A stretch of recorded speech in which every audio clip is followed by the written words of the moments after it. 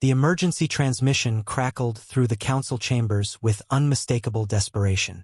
Commander Zekel of the Kryn species stood before the assembled representatives, his chitinous plates clicking nervously as he spoke. The infestation has reached critical levels on Trading Station Kepler 7, he announced, his translator rendering the clicks and whistles into galactic standard. The Scry have breached 17 more sectors. We've lost access to the main food storage, 3 residential zones, and now they're approaching life support. Anna Chun leaned back in her observer's seat, watching the alien delegates argue amongst themselves. As humanity's newest representative to the Galactic Trade Council, she had only been on the job for 3 months. This was her first major crisis.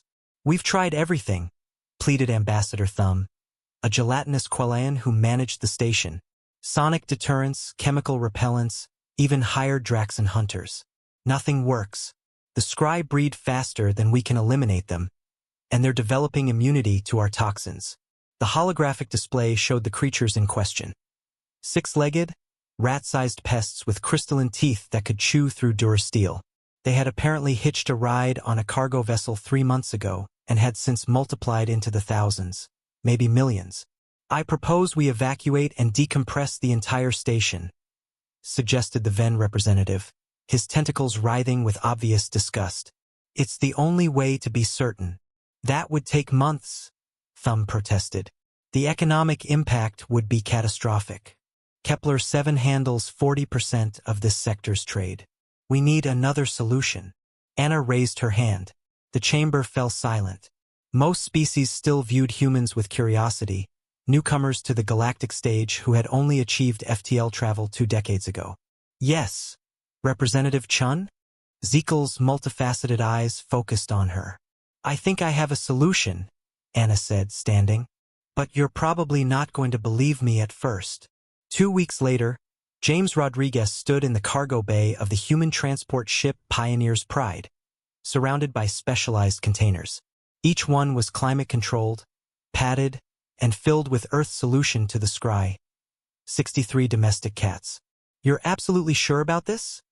asked Captain Oren, a veteran spacer who had seen his share of strange cargo.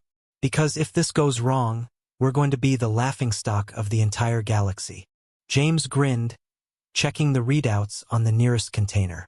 Inside, a large orange tabby named Mango stretched lazily. "Trust me, Cap. If there's one thing cats are good at, it's hunting vermin. We've had 10,000 years of empirical evidence."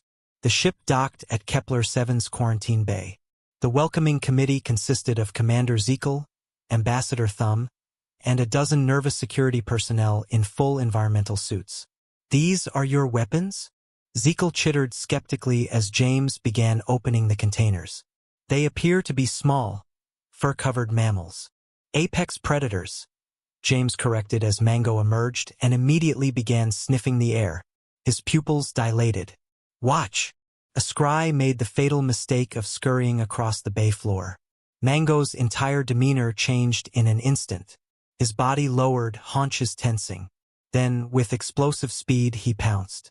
The Scry didn't stand a chance. The alien delegates recoiled in shock.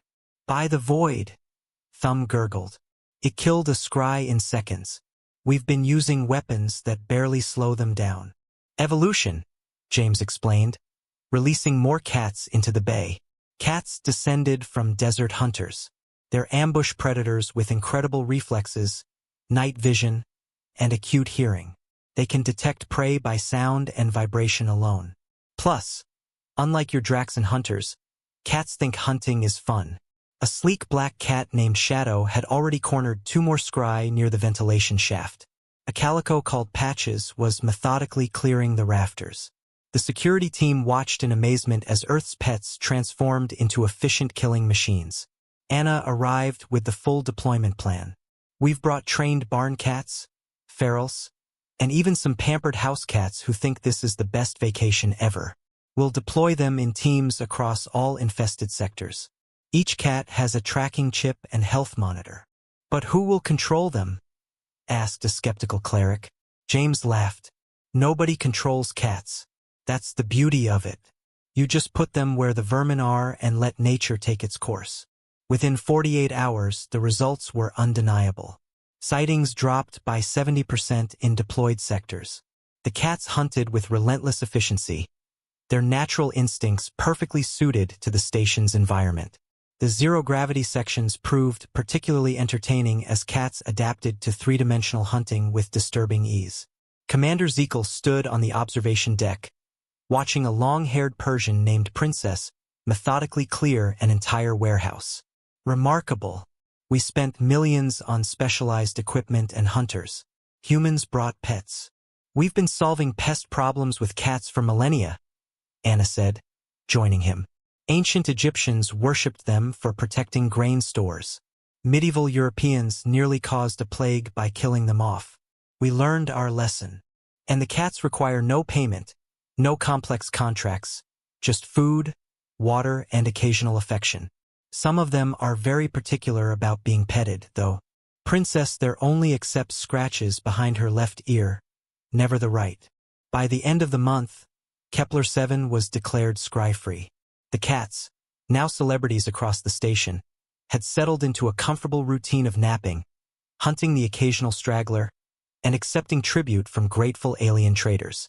The Galactic Council officially recognized Earth's feline pest control as a certified solution. Requests poured in from 12 other stations facing similar infestations. James stood in the recreation area, watching Mango receive gentle pets from a Quellion child whose family had been displaced by the infestation. The cat purred contentedly, accepting the attention as his due. Who knew cats would be our best export?